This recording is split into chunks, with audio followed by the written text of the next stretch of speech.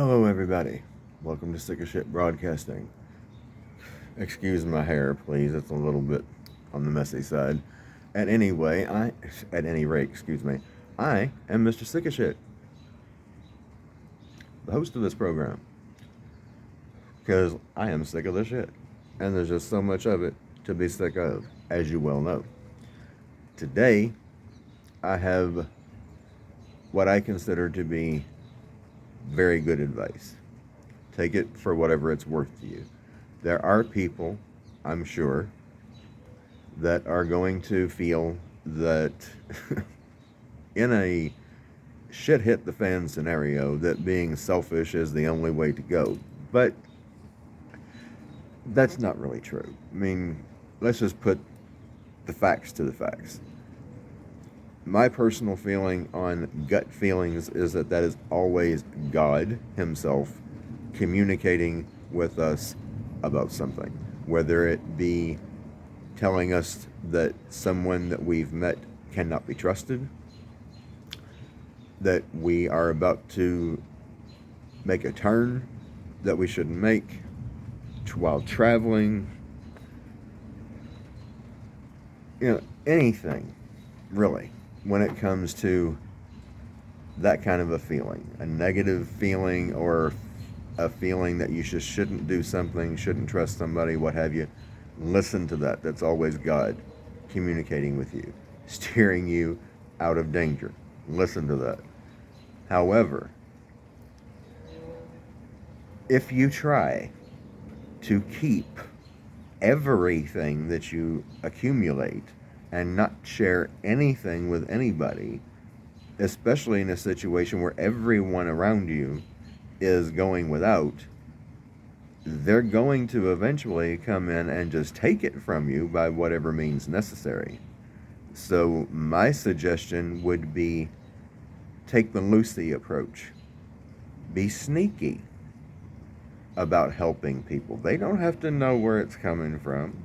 If necessary, put together some kind of a little food package or what have you, and put it on people's doors at nighttime after they've gone to sleep. They don't have to know where it's coming from, and it's probably better if they don't know where it's coming from, honestly, because then you could be in a big world of hurt. Just saying, do things the smart way. Personally, I wish that I had the means to do all the things that I'm suggesting to you that you do, but only people with the means can do it. I do have access to property, of course, but I don't have the means monetarily to set everything up the way it would need to be to house animals properly. And someone would need to be there to look after them. My mom and dad are there, but how well they would be able to do that, I don't know. And they can't, obviously, they can't do any gardening. They're too old. But if you can garden, you need to start doing that. And I would suggest plants that are easily cultivated, that really don't take any effort. I would suggest looking up and looking into wild edible food, because although a lot of these things are considered to be weeds, they're highly nutritious. A lot of them are very tasty, and they grow in any kind of environment. And although some of them are considered to be invasive, think about it. What kind of invasive species would you rather have? One that can feed you, that's growing all over the place? Or one that's just a nuisance and isn't good for anything? Think about that. I would definitely suggest having chickens and turkeys while you can still get them, because you just don't know with this whole current scamdemic with reference to the birds, and you know what I'm talking about. You don't know how long it's going to be before somebody in your state, city, or where have you decides that they're not going to allow live birds to be sold anymore, or chicks, or what have you. So get them now. Most people are not going to be able to properly house and care for a cow. It's just the way it is. They're big, you know, and they eat a lot. I would suggest goats and sheep. Sheep's milk is not lactose intolerant, but it's good and healthy. Goat's milk is lactose free, and it's also very healthy. I've never had sheep's milk before, but a lot of people in Europe drink it. And I have had goat's milk when I was a kid, and I really like goat's milk. It's nice and sweet and rich. It's just a delicious tasting flavor to it.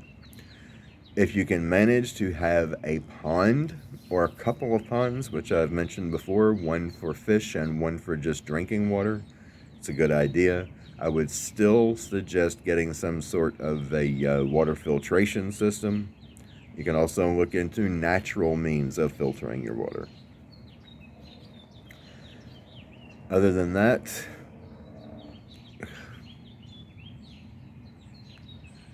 get as much food, non-perishable food, as you can. Seriously, do that. If you can get it from a grocery store, get it. If you can't, then get it from somebody like My Patriot Supply.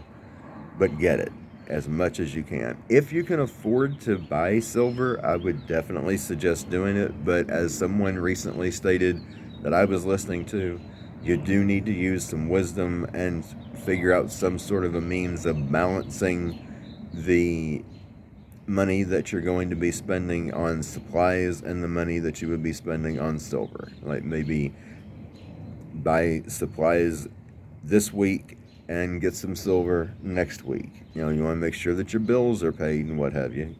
But, you know, work with balancing a balancing act, you know, creating that with reference to supplies versus silver. I would even suggest, to be honest with you, and I've said this before, semi-precious stones and jewelry making supplies, because let's face it, in a shit hit the fan scenario, people are going to need something to brighten up their day, and women are going to definitely need that, and husbands and boyfriends, what have you, they're going to want to do that. So if you can manage to make something that their wife or their girlfriend is going to, you know, be uplifted by, bring a smile to her face, bring something pretty and bright into her life, then, you know, that's going to be a big deal. And it would be something I think pretty valuable as far as barter is concerned too. So that's something that can be done. Semi-precious stones are quite beautiful depending on the ones that you get. You can make some really beautiful jewelry with them, and that can really brighten up a woman's day in a very worrisome situation. And I'm sure that a lot of husbands and fiancés, they're going to be wanting to do that as much as they can. So that's where I am with the advice at this point. Other than that, try to stay out of anything violent. Do the best you can to do that. I would suggest keeping political views only between yourself and those who share them. I would not share them with people that are not thinking the same way that you're thinking. That could be very dangerous very soon. And I really do believe that probably sometime around the middle of July and into the rest of the year, that kind of thing will be dangerous. I would definitely not suggest being so bold as to wear political statements on your shirts or what have you, bumper stickers, things like that. I mean, if you want to do it, that's up to you, but I wouldn't. I would be going with, if I'm going to be wearing something on my body or having a bumper sticker, my things would be all about peace and love, harmony, and showing love and compassion to others. That's the kinds of things that I would be wearing on my clothes and on my vehicle. Until next time, Mr. Sick of Shit, signing out.